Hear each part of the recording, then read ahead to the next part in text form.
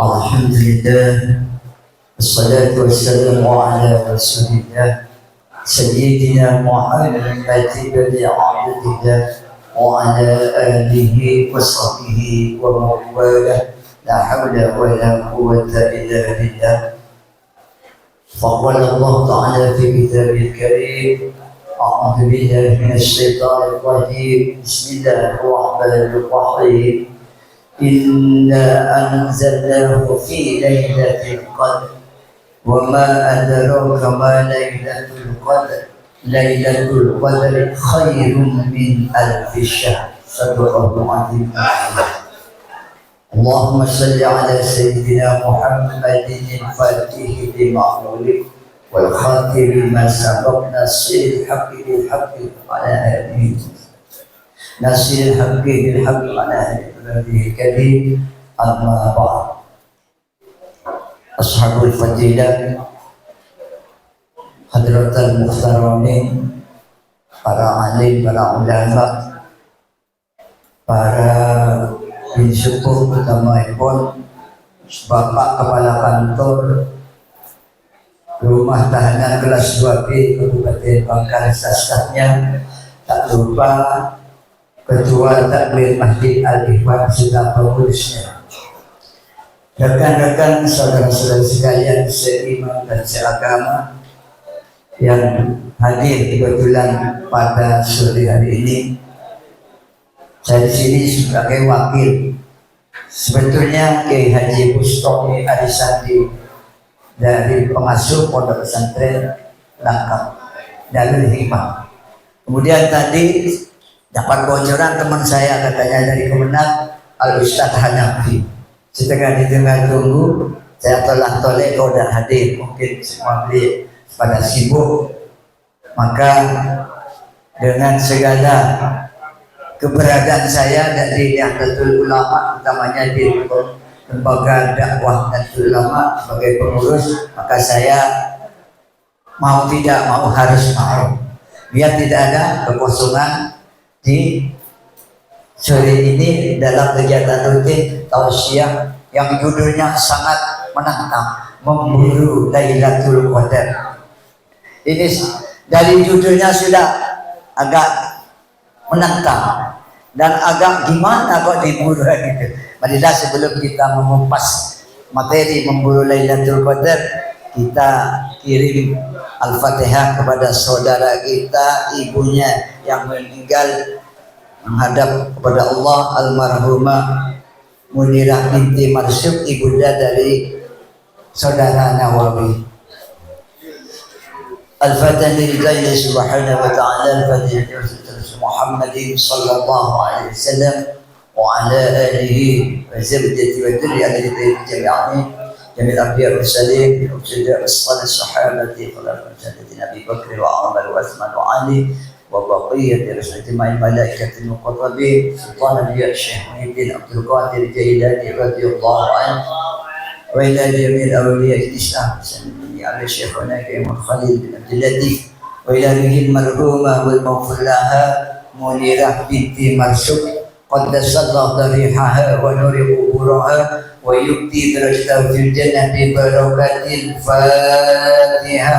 أعوذ بالله من الشيطان الرجيم. بسم الله الرحمن الرحيم. الحمد لله رب العالمين الرحمن الرحيم مالك يوم الدين إياك نعبد وإياك نستعين اهدنا الصراط المستقيم صراط الذين أنعمت عليهم غير المغضوب عليهم ولا الضالين.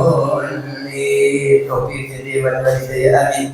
Semoga almarhumah Ibu Munirah binti Marsuk dimaafkan segala kesalahan dan kehilafannya, diterima segala amal ibadahnya, dan ditempatkan di sisinya di tempat yang layak, utamanya di surganya. Amin Allahumma amin. Langsung saja mari kita sama-sama belajar, karena intinya tidak semua orang itu lebih baik dari yang lain. Kalau orang sudah berprasangka saya lebih baik dari yang lain, itu masih belum alim. Karena ukuran alim merasa dirinya itu tidak punya apa-apa. Semuanya milik Allah. Mari kita kembali ke tema memburu Lailatul Qadar. Sebelum memburu Lailatul Qadar, kita harus tahu apa itu Lailatul Qadar. Tadi sudah dibacakan, Lailatul Qadar khairum min alfi syahr. Lailatul Qadar itu suatu malam yang mana malam itu lebih baik dari 1000 bulan. Kalau kita kalkulasi secara matematika, 1000 bulan itu kurang lebih 83 tahun. Jadi kalau orang sampai bertemu dengan malam itu atau didatangi oleh suatu malam yang namanya malam Lailatul Qadar, orang itu adilnya luar biasa.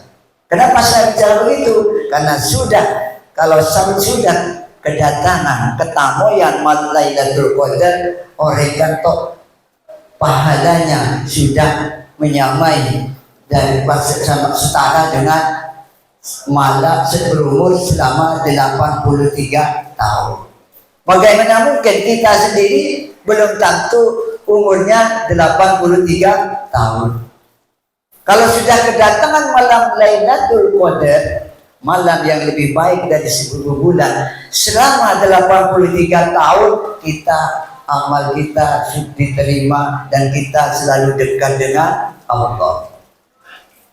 Jadi intinya malam Lailatul Qadar itu suatu malam yang sangat dirindukan oleh kita sebagai umat Islam, mana malam itu merupakan malam yang sangat ditunggu-tunggu semua lapisan masyarakat umat Islam, baik dari para alim, para ulama ataupun yang semacam kita, seperti kita, berharap semoga kedatangan malam Lailatul Qadar.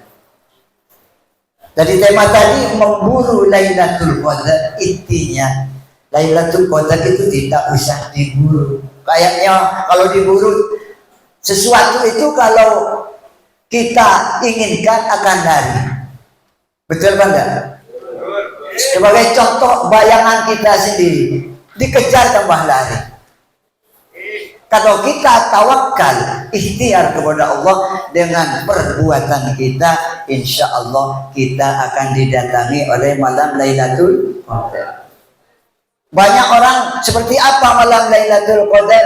Mulai saya ada di pondok sampai sekarang belum ada penjelasan malam Lailatul Qadar itu kayak gini, belum sampai. Mungkin karena ilmu saya atau bagaimana. Tapi kalau cerita banyak sekali. Sebagian cerita kalau orang sudah didatangi oleh malam Lailatul Qadar, orang tersebut alimnya luar biasa dan pengetahuannya luar biasa. Bagaimana mungkin 83 tahun amal ibadahnya diterima oleh Allah? Jadi tidak mustahil. Orang itu berubah drastis. Ada dulu seorang kiai yang dari dari Sampang kalau tidak salah. Setelah bulan Ramadan, dia itu punya ilmu laduni. Dia itu alimnya luar biasa. Itu merupakan bukti, salah satu bukti tanda bahwa orang itu mendapatkan satu malam, yaitu malam Lailatul Qadar. Ada cerita lagi, santrinya kiai di sini. Pada malam-malam Lailatul Qadar, kan katanya malam-malam Lailatul Qadar itu malam 21, 23 dan selanjutnya. Maka pada malam 21 dan selanjutnya memburu Lailatul Qadar. Ada yang di makam Bujuk, ada yang di makamnya para wali. Sudah santrinya bersebaran, tapi cita-citanya ketemu. Tidak kiai, sudah kamu duduk aja di musala, ngaji yang benar, baca Quran yang benar, ikhlas karena Allah. Insya Allah kalau sudah rezeki akan kedatangan malam Lailatul Qadar. Kan iya, malam Lailatul Qadar itu kita ikhtiar. Siapa yang tidak mau ketemu? Siapa yang tidak mau kedatangan malam Lailatul Qadar? Bahkan banyak amalan-amalannya, baca Inna Anzalnahu sampai berapa kali, ada hitungan dari guru-guru. Tapi kalau bukan rezeki, malah nanti tambah pikiran yang tidak-tidak. Kok saya belum bertemu? Sudah niatkan kita, semoga kita bisa bertemu dalam malam Lailatul Qadar. Bukan mulai dari malam 21 kalau ingin, mulai dari awal Ramadan. Perbaiki akhlak dan budi pekerti kita, baik dari perkataan kita, tingkah laku kita. Baik, mari kita coba sedikit demi sedikit, karena baginda Nabi sudah mengajarkan pada saat malam Isra Mi'raj, benar kan? Kedatangan malaikat Jibril. Baginda Nabi itu tidak bisa apa-apa, tidak bisa menulis, tidak bisa membaca. Ketiga, ikra, bacalah. Ma'ana biqari'ah, saya tidak bisa membaca. Seandainya yang mendapat wahyu orang yang pintar atau sarjana bisa dihukum secara masih dipikir secara akal. Karena baginda Nabi tidak bisa apa, langsung diterima. Ma'ana biqari'ah, saya tidak bisa membaca. Inilah keistimewaan baginda Nabi, orang terpilih dari Allah yang memang benar, orang yang maksud, terhindar dari segala kealpaan dan dosa. Jadi dari ini kita kalau ingin malam Lailatul Qadar, ingat peristiwa Isra Mi'raj. Bacalah. Maka kalau menurut saya, kalau ini dipraktekkan, insya Allah kita akan sadar apa malam Lailatul Qadar. Setelah bacalah, ini bisa dimaknai dalam kehidupan sehari-hari. Apa yang kita lakukan sebelumnya? Mohon maaf. Sebelum kita ke sini, apa kesalahan kita? Membaca, mengevaluasi apa kekurangan kita sebelumnya. Kemudian setelah mendapatkan wahyu, bacalah. Kemudian baginda Nabi berdakwah. Setelah berdakwah di Mekah, mendapat hinaan, cicaan dari para kaum Quraisy, maka baginda Nabi hijrah ke Madinah. Dari ini kita ambil juga hikmahnya, kita hijrah dari kekurangan kita hijrah ke perilaku yang baik. Apa yang sebelumnya kurang dari kita, kok kita bisa sampai di sini? Oh, ini kita evaluasi. Canggih motor merenung nakrena TV arah pokok nek dia. Lagi sekolah buat neka cekorte duncong. Tentang cong celi ngosok nakrena. Apa bisa kok dia. Masa aro bisa siapa pada menosen kok elo bisa. Ini bukan. Jadi, nah seorang dari kita, apa yang kurang dari kita sebelumnya, kok kita sampai bisa begini, maka kita itulah bacalah. Setelah membaca, hijrah ke yang lebih baik. Ngeledek kenangan selebih ngeledek amalan selebih Kalau sebelumnya belum pernah membaca Al-Quran, alhamdulillah ketika ada di sini bisa rutin tiap malam paling tidak 1 ikra. Itu kan sudah ada perubahan yang lebih baik. Kalau sebelumnya belum pernah sholat berjemaah, setelah ada di binaan di sini, Anda semua bisa sholat berjemaah. Fadilahnya sholat berjamaah luar biasa. Utamanya kepada rezeki.